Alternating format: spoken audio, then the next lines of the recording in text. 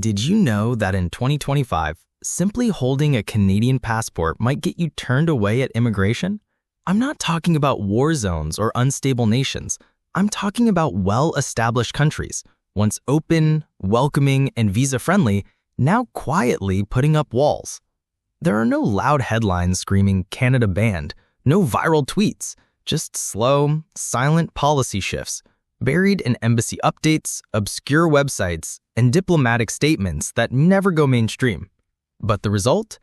Canadians are being denied visas, flagged, delayed, rejected, silently. In today's report, we uncover 7 countries that are quietly and strategically making it harder for Canadian travelers to enter in 2025. And by the end, you'll realize this isn't just about travel.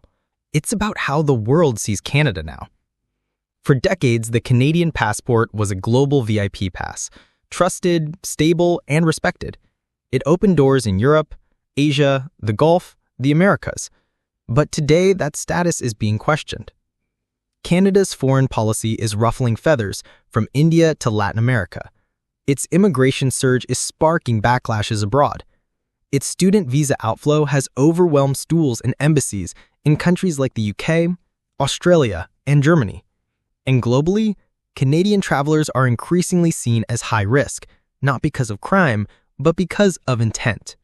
Tourists who stay longer, students who overstay, workers who skip paperwork. Embassies are reacting, not with front-page bans, but with tightened policies, delayed visas, and increased rejections that the public barely notices until it happens to them. Let's dive into the countries quietly leading the shift. Germany, a favorite for students, workers, and tourists, has taken a decisive turn. As of July 1, 2025, Germany has abolished its informal visa appeal system known as the Remonstration. Earlier, if your visa was denied, you could explain your case in a simple letter. Now, you either reapply from scratch or hire a lawyer and file a formal legal appeal, an expensive and complex process. Canadian applicants are seeing longer wait times, fewer visa approvals, and more scrutiny, especially for student and work-related visas. Why? Because Germany is overwhelmed by international applicants and Canadian numbers have spiked in ways that concern local authorities. What used to be a friendly process is now rigid, legal, and unforgiving. Next up, Mexico, the vacation playground for millions of Canadians. But in 2025, Mexico has started tightening entry rules for Canadians. Here's why. In early 2024, Canada reinstated visa requirements for Mexicans, citing asylum abuse. Mexico, in return, is now enforcing stricter screenings, not officially, but practically. Travelers are reporting longer airport interviews, proof of funds checks, being forced to buy return tickets on the spot, or denied entry altogether without clear reason. Immigration officers now routinely question Canadians. Where are you staying? How long exactly? Why are you here if you work online? Mexico isn't banning Canadians, but it's watching them more closely than ever before. Let's head to the Gulf, Dubai, and Abu Dhabi. The UAE was always a smooth, visa-free destination for Canadians. But in 2025, that frictionless entry is changing. While no official ban exists, Canadians are increasingly being flagged at UAE airports. Reported issues? Entry denials for digital nomads overstaying, solo travelers being questioned for hours, dual citizens from flag nations like Iran, Pakistan, etc.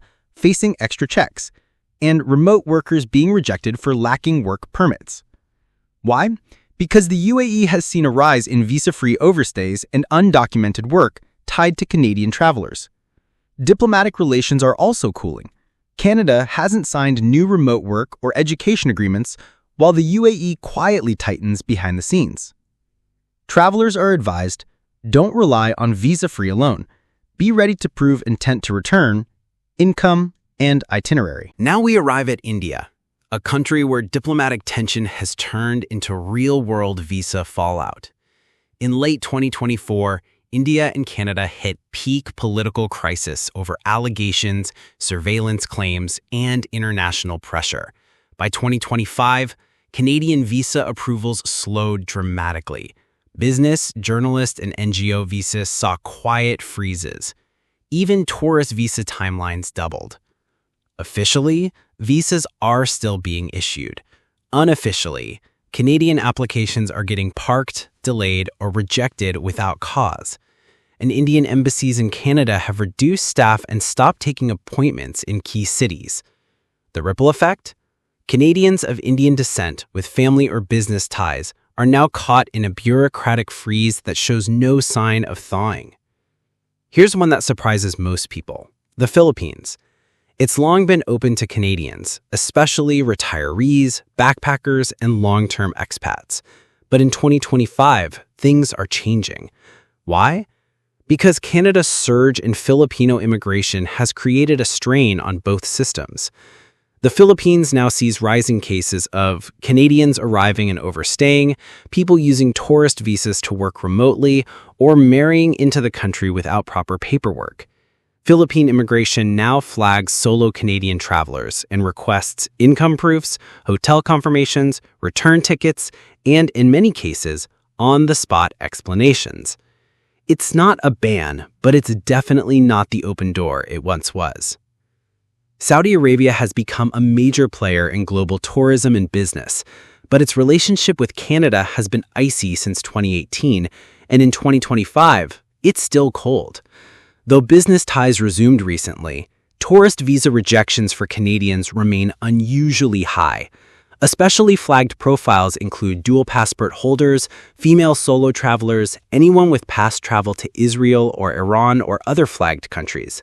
And here's a twist: Saudi Arabia has signed tourism fast-track agreements with over 50 countries. Canada is not one of them. It's quiet, but it's clear. Canada is not on Riyadh's priority list.